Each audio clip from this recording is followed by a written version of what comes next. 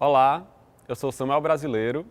Esse é o Primeiro Plano, programa de cinema da TV Otimista. No programa de hoje a gente vai conversar com a realizadora e roteirista Sabina Colares.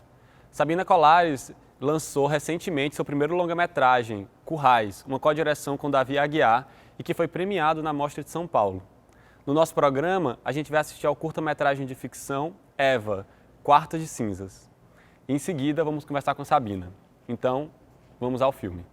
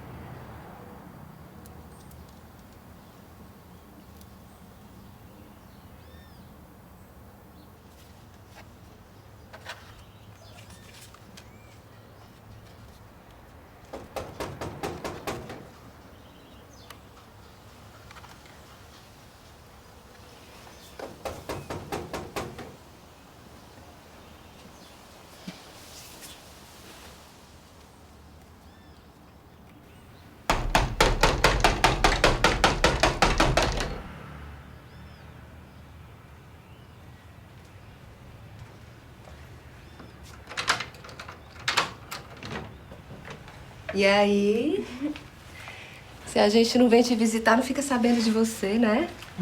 Essa aqui é a Mari, a minha amiga da faculdade. Oi. Prazer. Eva, né? Uhum. Até que enfim conheci tua irmã. Né? Tem uma coisa aqui pra você. Mas aí você abre depois com calma.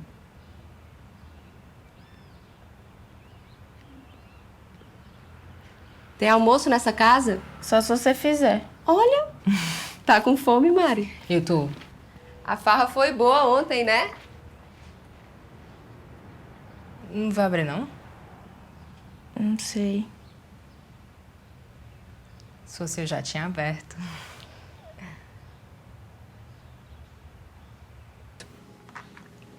De quem é? Da Eva. A Eva é fotógrafa. É, já faz um tempo. Eu não sabia, não. Ela tá experimentando. Eu tenho um olhar instigante, né?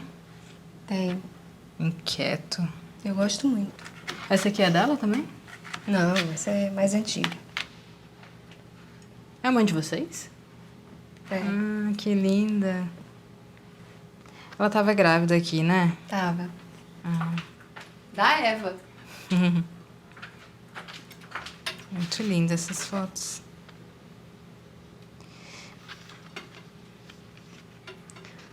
Faz tempo? O quê? Da mãe de vocês? Faz uns 3 anos, mais ou menos. E tudo bem? Cara, tudo bem. Não, né? Assim, acho que pra mim foi mais fácil. A Eva, sei lá, sempre foi mais apegada à mamãe. A gente saía com a mamãe e tal hora ela sumia. Sumia, do nada. Como assim? Sumia. Aí a gente sempre ficava sem saber se ela ia voltar ou não. Nossa. Acho que, sei lá, hoje eu fico pensando que,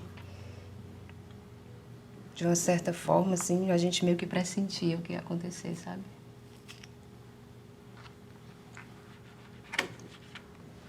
Ela sempre teve o espírito livre.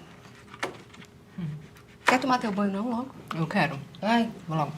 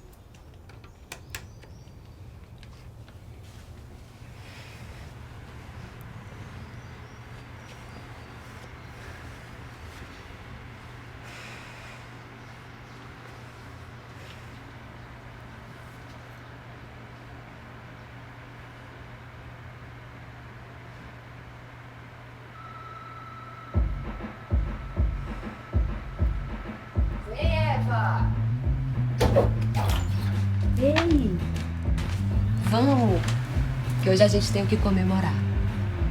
Vamos. Esqueceu que dia é hoje? 13. Então, vamos. Eu pensei que a gente podia fazer um bolo bem gostoso. Mas tu é besta, ó. Vamos, preguiçosa. Ela nem tá aqui. Mas a gente tá aqui. A gente tá aqui. E hoje nós somos 3, como nos velhos tempos. Vamos. Vem, anda, vamos. Vem! Não faça essa cara, anda.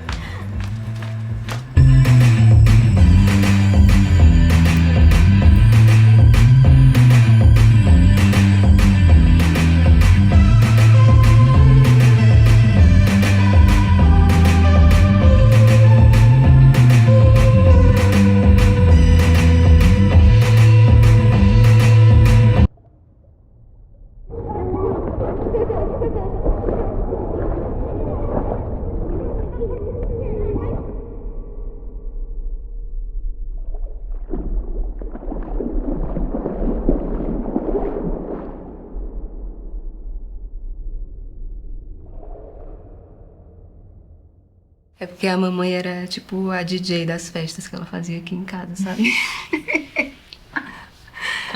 Colocava assim umas músicas. Cara, umas músicas tão estranhas. Aí ficava dançando toda sem ritmo. Mas ela não tava nem aí. Ela nunca seguiu padrões, assim, né?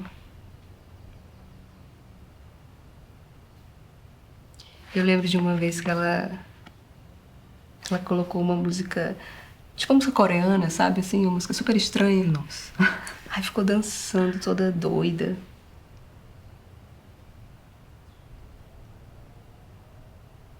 Eu adorava. A gente é parecida.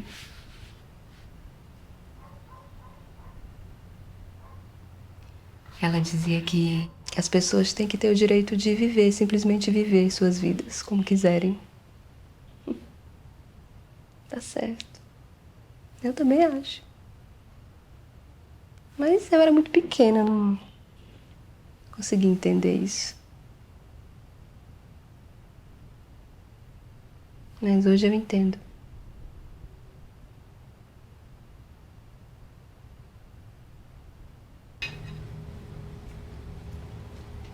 Deixa eu te ajudar, Amanda. Não precisa não, tá tranquilo, pode deixar.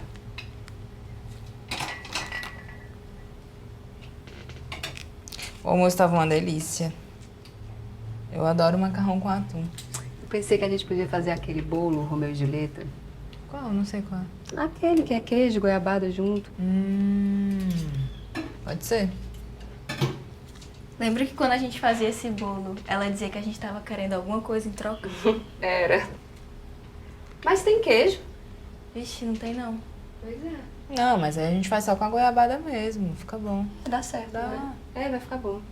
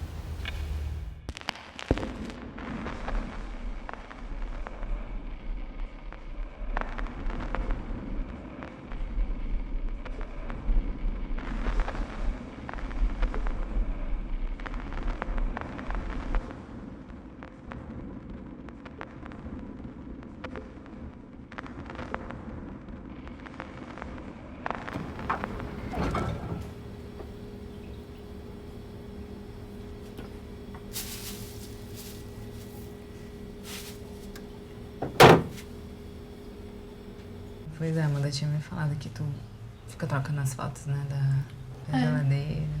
Mas tem alguma lógica pra tu trocar? Não.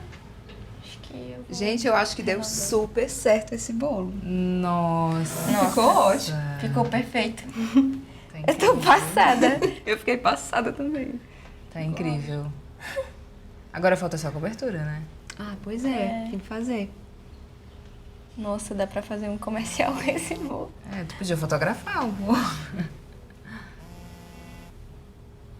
É ela. Eu atendo?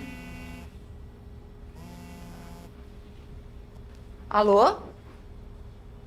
Alô? Alô?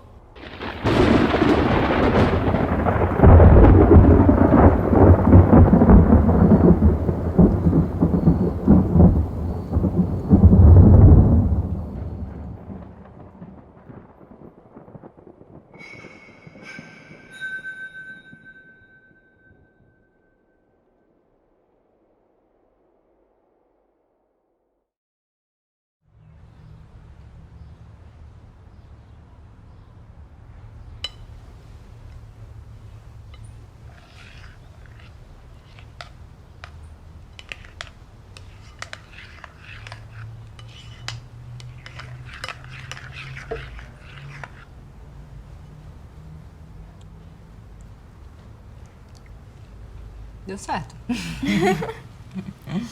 Eu te batizo Julieta e Julieta. Nesse caso, não precisou do queijo. Não.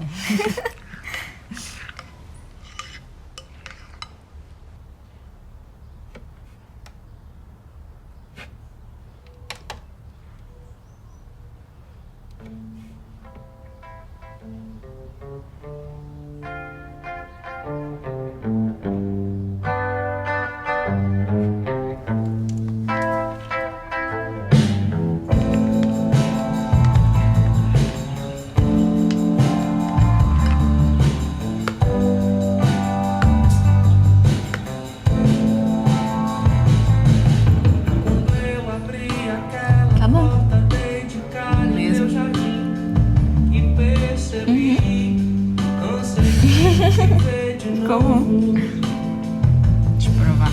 Eu vi você tentar aparentar a mais feliz.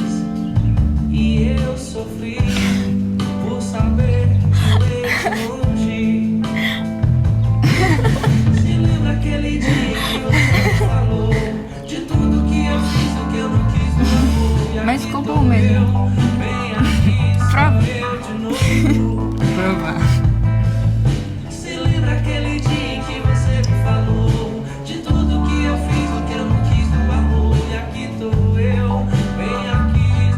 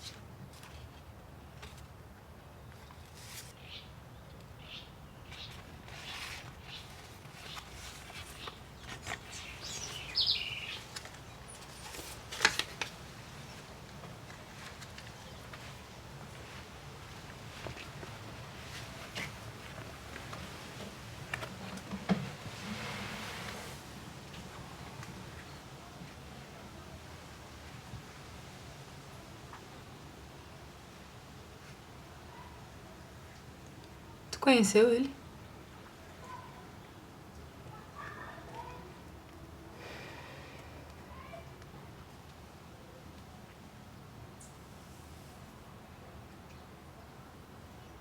Será que ela volta?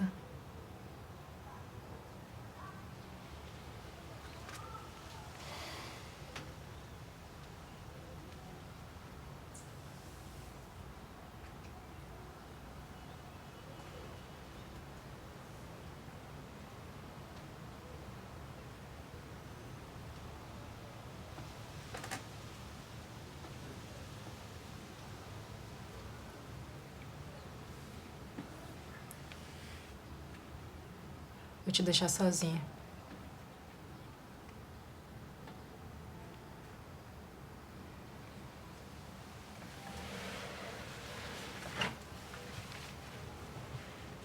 Mari. Eu que voltei.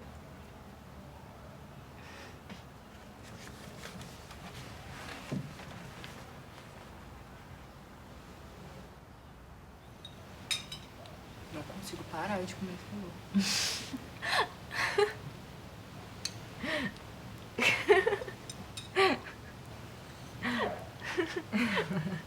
Tá bom. Mas ficou bom. Tá delicioso. Ficou bem molhadinho.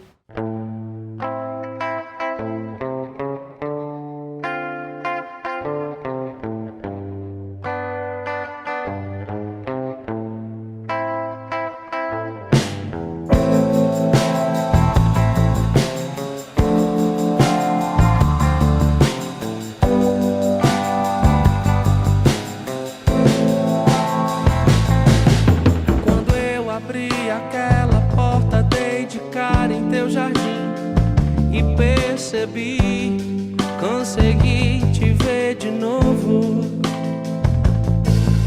Eu vi você tentar aparentar tá mais feliz e eu sofri por saber te ler de longe. Se lembra aquele dia em que você me falou de tudo que eu fiz, o que eu não quis.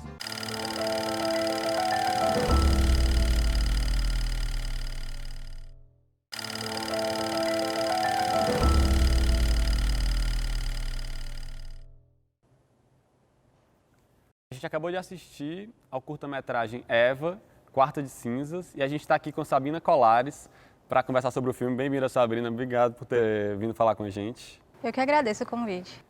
Sabina, eu queria que a gente começasse falando sobre a sua aproximação com o cinema, né? Você tem uma formação em letras, e eu queria entender como é que essa questão com a literatura e tudo, como é que isso lhe influenciou a querer fazer cinema, né? A trabalhar, na verdade, com imagens também, né?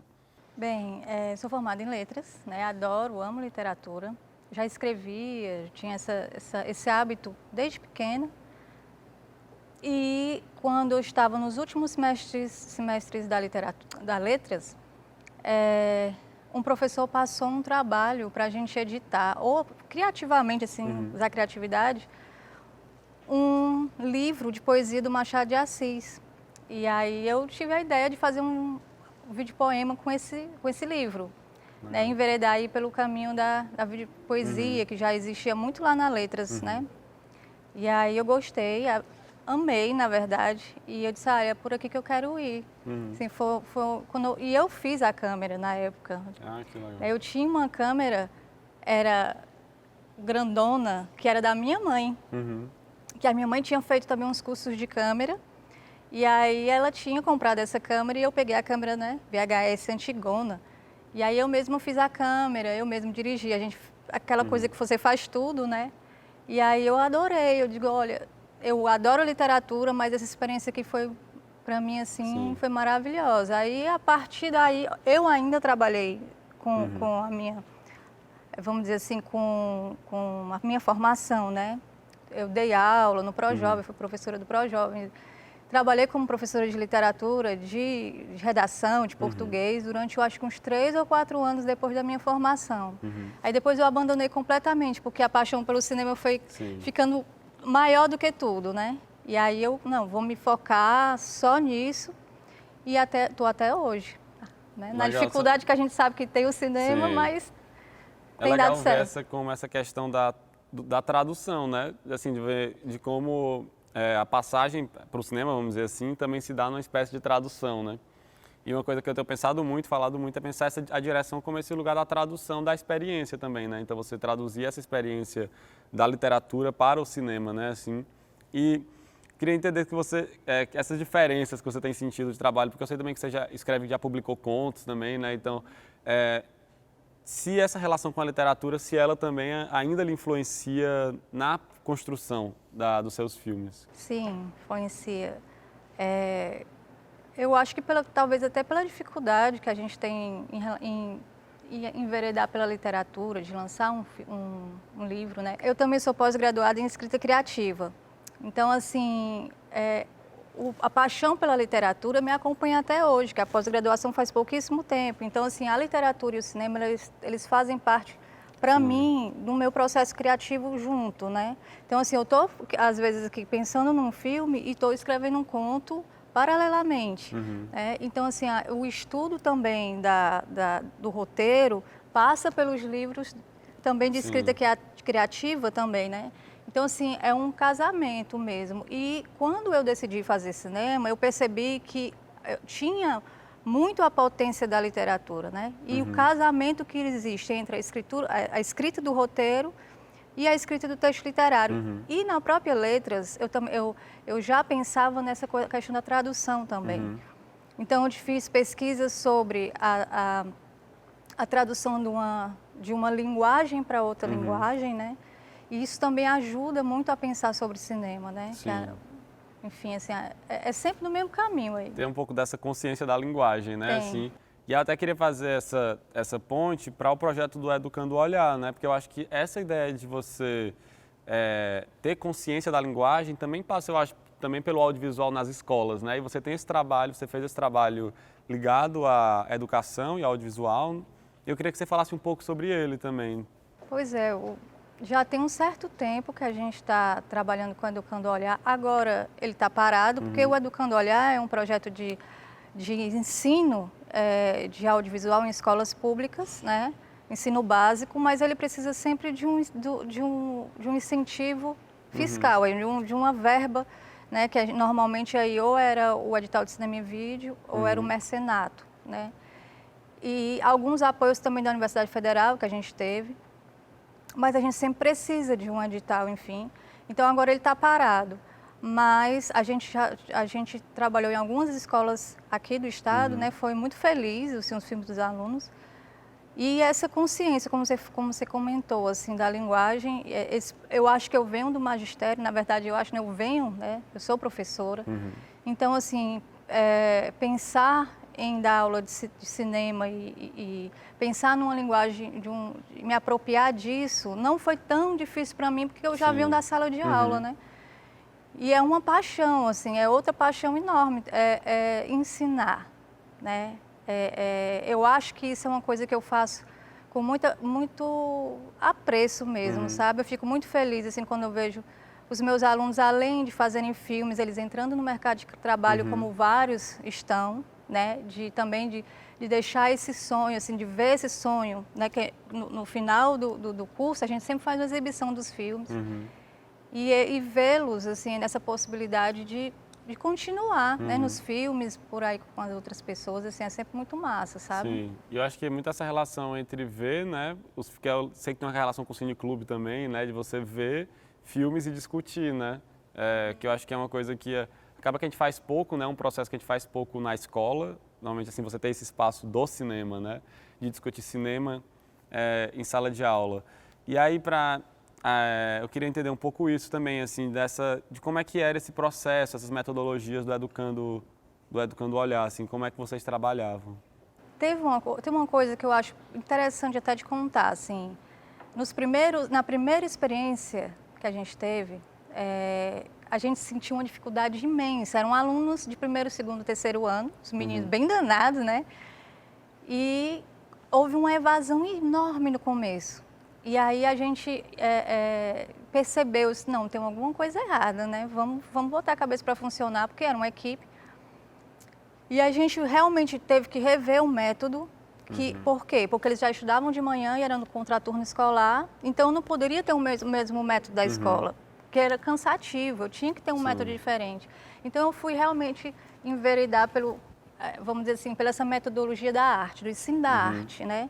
No ensino da criatividade, de você potencializar a criatividade dos meninos, tirá-los desse contexto escolar no sentido da obrigação, né? E colocá-los dentro de um espaço de experiência, mesmo de uma experiência criativa, onde eles iriam se libertar. Então, assim, o foco foi isso, né? Então, a gente resumiu.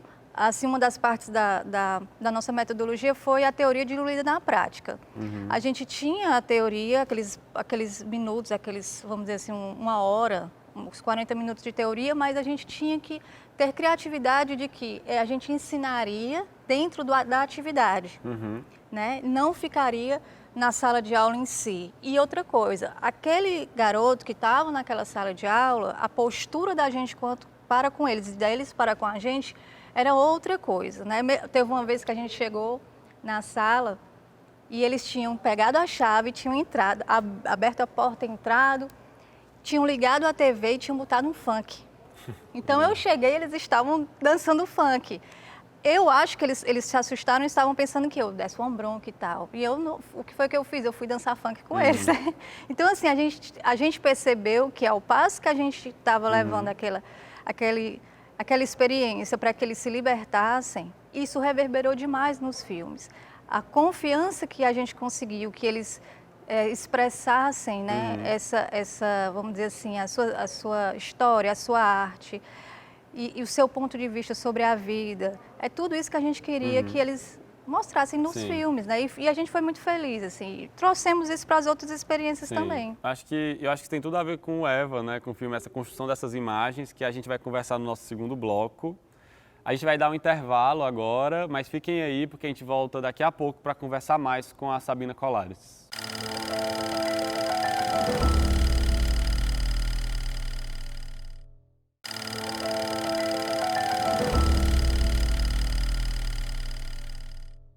Estamos de volta no primeiro plano. Hoje a gente assistiu ao curta-metragem Eva, Quarta de Cinzas, e a gente está conversando com Sabina Colares. Sabina, a gente terminou o bloco passado falando sobre essa dimensão da construção também da imagem, né, de você se afetar por essa construção. E eu acho que isso tem tudo a ver com Eva, né, que fala sobre essa personagem que produz imagens, está olhando para essas imagens. Então, eu queria que você me falasse um pouco sobre o filme, assim, de como é que surgiu essa ideia do filme, sobre também o que é que você estava querendo falar sobre o encontro, né, dessas 3 mulheres.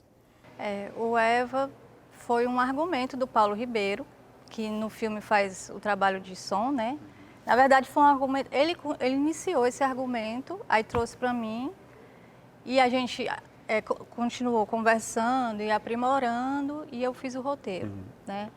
É uma conversa entre a gente, e realmente é um argumento que já fazia um certo tempo que a gente estava conversando sobre ele, e a vontade de contar a história, assim, fala da questão da sexualidade, da descoberta da sexualidade de uma menina, né? Mas, ao mesmo tempo, fala sobre várias formas de amar, né? Que eu acho que também é o forte de uma relação familiar, né? Que essa mãe, ela, de certa forma, abandona as filhas para viver um grande amor, né? A gente tinha uma intenção de trabalhar um cinema que é um cinema mais intimista, né? Silencioso. Sim. Né? Todo na casa, né? No espaço da casa, né? E que não entrega muito, né? Ele é muito... eu pretendia que ele fosse muito pro lado do sensorial e que não fosse um cinema que fosse muito verborrágico, assim, que ele entregasse muito, vamos dizer assim, a narrativa da história, né? Que ficasse as coisas escondidas por dizer.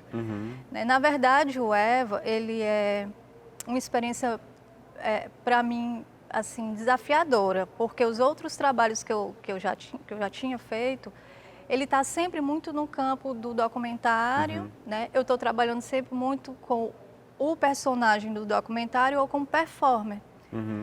Eu tinha feito um trabalho de ficção no início, mas faz tanto tempo que eu nem considero muito, mas dos mais novos, eu considero que o Eva é o filme que, vamos dizer, é mais redondo dentro da ficção. Ele é ficção de A a Z, apesar de que tem aquelas imagens de arquivo, né, que são os álbuns de fotografia da pessoa que nos cedeu a casa, né, que também participa do filme, que a gente conheceu no processo. E, de qualquer forma, assim, eu consegui ainda levar um pouco do doc para dentro da ficção, porque aquelas imagens são realmente da dona da casa e são realmente da personagem que fez a mãe, né? E aquilo aconteceu durante o processo da realização do filme. E é, de certa forma, o real que entra ali sorrateiramente, né? Sim. Mas eu nunca tinha feito um trabalho orientando, dirigindo atrizes, né, como foi feito ali. Eu realmente não estava no meu... Eu realmente me desafiei, porque eu realmente trabalhava mais com performance, mais com doc mesmo. Mas foi muito legal.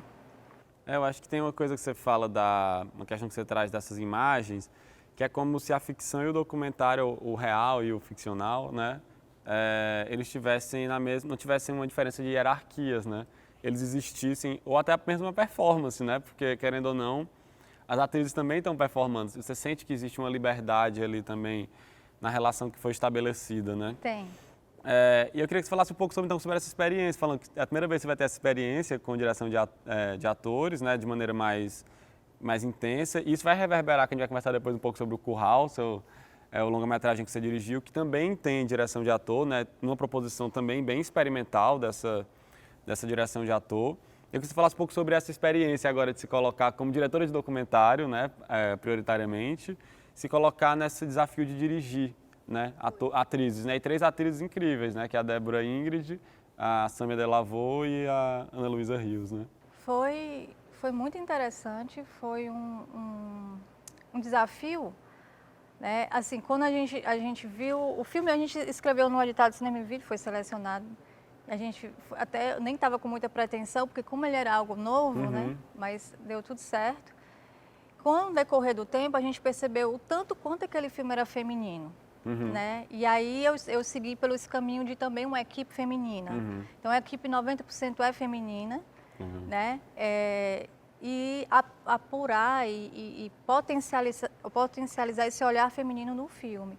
Então as meninas trouxeram isso também. A gente sabia que o filme ia estar no rosto delas o tempo inteiro. O filme tem muita cena muito plano fechado, é muito no rosto delas, é muito elas, né? Tem aquela perambulação pela casa, aquele personagem da casa, mas o filme é muito elas, né? Então, essa liberdade também que foi dada nessa até uma certa coautoria em alguns textos, em algumas questões que elas colocam, tinha uma liberdade de colocar, eu acho que eu trouxe exatamente desse lugar do doc, que eu me sinto mais à vontade, né?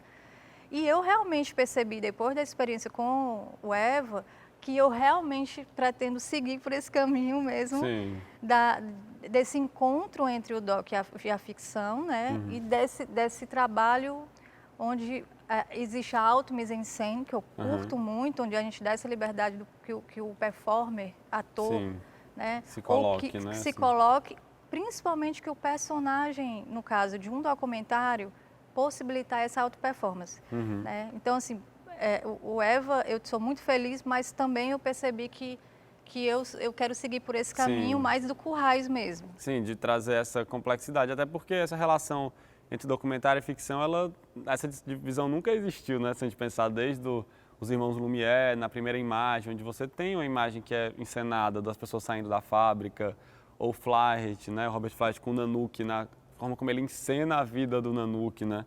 Exatamente. Eu acho que essa dimensão é uma dimensão bem interessante para pensar e para pensar o próprio Eva mesmo, né? Porque eu fiquei pensando muito nessa dimensão do olhar que você traz. Você falou da ideia da descoberta da sexualidade, dessa equipe também majoritariamente feminina, né? E de como, de algum lugar, o filme está rompendo com essa ideia também do male gaze, né? Que a Laura Mulvey vai trazer no texto dela, que é sobre esse olhar masculino, né? Nas construções cinematográficas. Então, eu queria que você falasse um pouco sobre isso, como foi essa de construir esse olhar sobre essas relações e sobre essa construção de desejo, né? Que tem um desejo tanto de uma descoberta, como você falou, e o desejo de entender a mãe, né? Também, eu acho, por essas imagens. Exatamente. Teve uma pesquisa também, né? E eu acho que trazer essas mulheres para o processo, né? E esse processo ser um processo livre, para que elas também colocassem os olhares próprios, né? Eu acho que ajudou exatamente a construir isso que você está falando. Não é uma... Não sei se eu diria que é um cinema feminino. Até, assim, eu acredito que seja. Eu acredito que realmente a gente tem um olhar diferente do masculino, né? É tanto que eu acho, assim, que isso está bem presente na forma como os homens comentam esse filme e como as meninas comentam esse filme. É muito diferente a percepção das meninas com a percepção dos meninos. E quando os meninos comentam, é como se eles não alcançassem o objetivo do filme. E aí até gera-se uma certa preocupação, às vezes, assim, sabe? Será que eu deveria ter ido por outro caminho? Mas não. Realmente vamos dizer assim, são posturas de meninas, vamos dizer assim, de uma postura para aquela situação, mas uma postura que as mulheres normalmente teriam. Portanto, acho que tem uma consequência aí dos meninos terem esperarem algo diferente do filme que não... E aí quando as meninas, eu gostei disso, as meninas, eu não gostei exatamente por causa disso. É muito interessante. Eu acho que cada experiência traz, né, uma forma, né, de olhar. Eu acho que dessa complexidade que o cinema traz e que o olhar traz, eu acho que está muito nessa simplicidade também do filme, né, assim, dessas relações misteriosas. Eu queria que a gente conversasse um pouco mais sobre essas questões no nosso terceiro bloco. A gente vai dar um intervalo agora, mas a gente volta daqui a pouco para conversar mais sobre o filme, né, e sobre também os outros projetos da Sabina.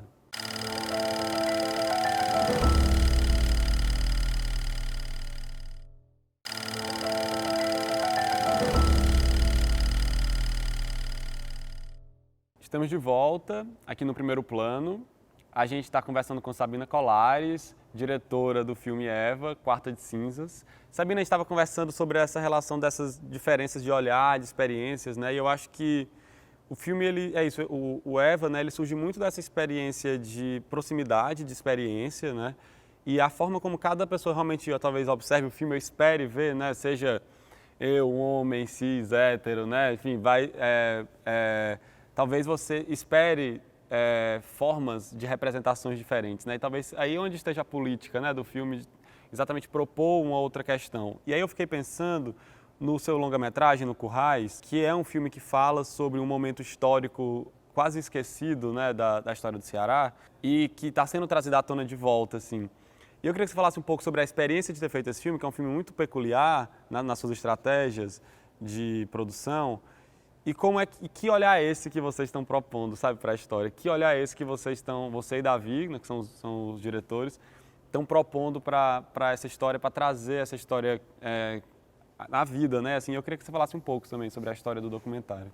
Bem, Currais foi um grande desafio também para a gente, apesar de a gente estar dentro do documentário, que para a gente é um canto mais confortável, mas por ser o tema, né, dos campos de concentração no Ceará, né, é algo que realmente a gente teve que fazer uma pesquisa que durou 4 anos.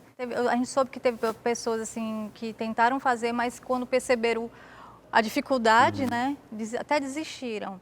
Então, assim, esse processo, esse tempo que a gente ficou em pesquisa, em contato com a história realmente do que houve, né, que são os campos de concentração aqui no Ceará, a gente fez o foco no campo do Patu, né? Esse tempo nos ajudou a pensar nessas estratégias. A gente tinha uma ideia também de que a gente queria que esse tema chegasse no maior número de pessoas. Né? É um tema muito caro para a gente, é uma grande denúncia para o nosso estado, para o Brasil e para o mundo também, né? Então a gente pensou, a gente tem uma direção de linguagem, eu e o Davi, mas a gente queria também que essa linguagem chegasse nas pessoas e a gente vê que hoje, com a exibição do filme, a gente consegue isso, né? Tá desde do adolescente até o idoso.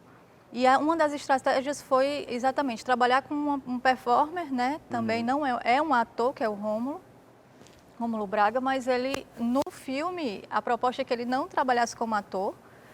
A ideia é que o Rômulo meio que fizesse o papel que a gente fez, que é o papel que todos os pesquisadores, historiadores fazem, né, que é quando querem saber dessa história, vão ao sertão e peregrinam realmente pelo sertão, que foi meio que eu e o Davi fizemos.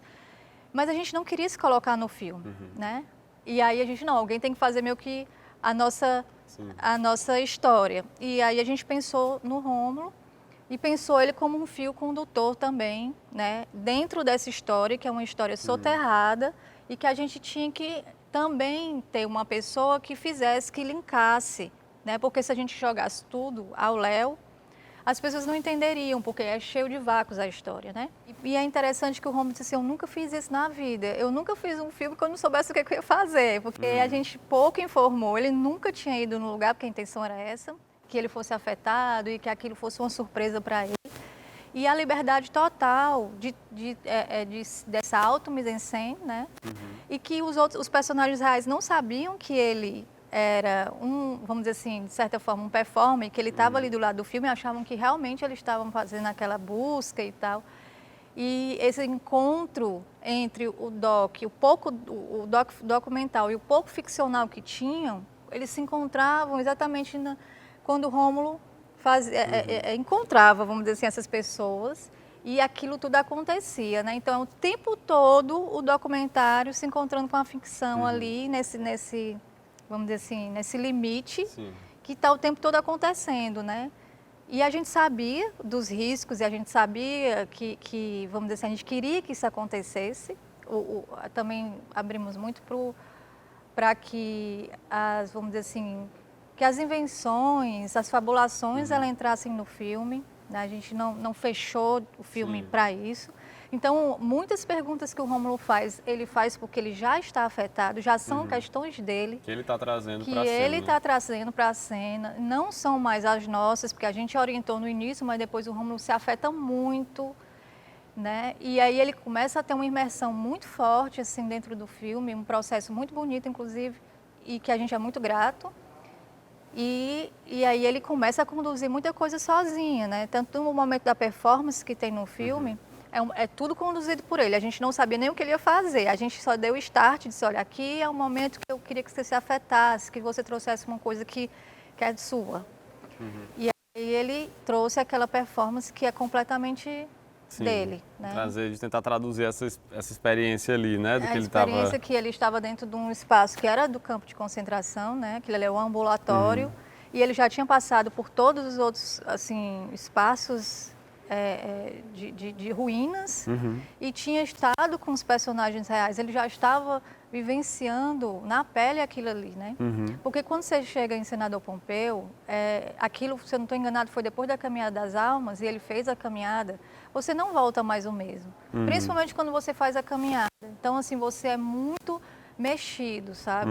Seja por uma questão religiosa, seja por uma questão política, seja por uma experiência social, mas você não volta o mesmo. Então, ele já estava dentro desse processo, ele tinha feito a caminhada e foi aquilo que ele trouxe. Assim. E a gente, exatamente, era estratégia da gente sempre o Rômulo estar entre o personagem dele e uma mise-en-scène do Rômulo em si. É tanto que o nome dele é Rômulo, né?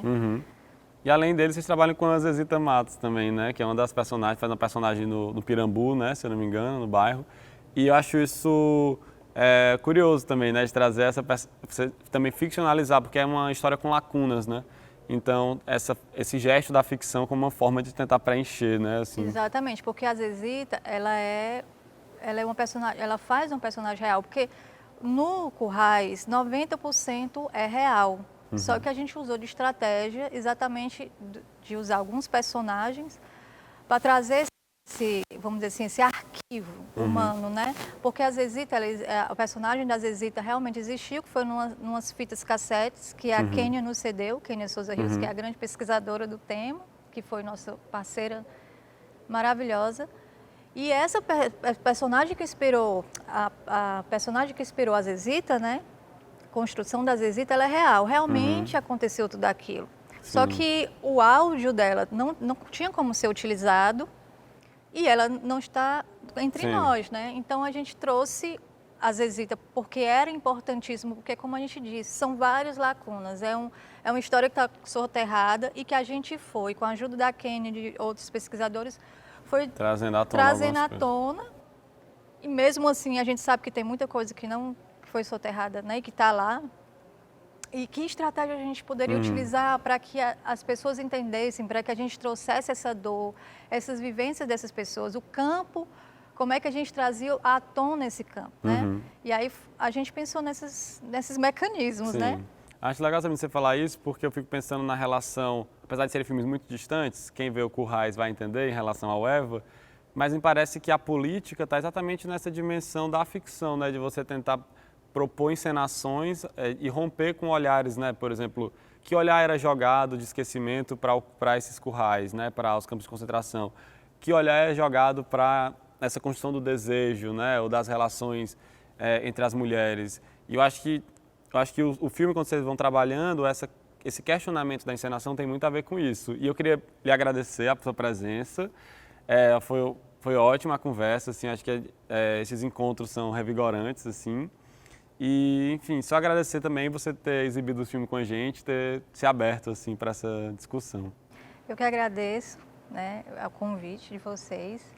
E também queria deixar aqui um recadinho para que a gente também traga cada vez mais para o nosso estado, principalmente para Fortaleza, o olhar para uma política pública feminina, né, de um cinema mais, de opções mais para esse cinema feito por mulheres. Eu acho que está na hora da gente ter um pouco de vamos dizer assim, já um projeto, né, para que essas meninas tenham opção e oportunidade de entrar de verdade dentro do audiovisual cearense, dentro do audiovisual daqui de Fortaleza. Né, somos muitas, então eu estou aqui meio que representando também o cinema feminino, né, o cinema feito por mulheres aqui no nosso estado. Eu acho que as lutas são diárias, né? A gente fica por aqui. A gente agradece vocês, a gente agradece a Sabina por ter conversado com a gente e a gente espera vocês no nosso próximo programa, sempre nesse mesmo dia e nesse mesmo horário.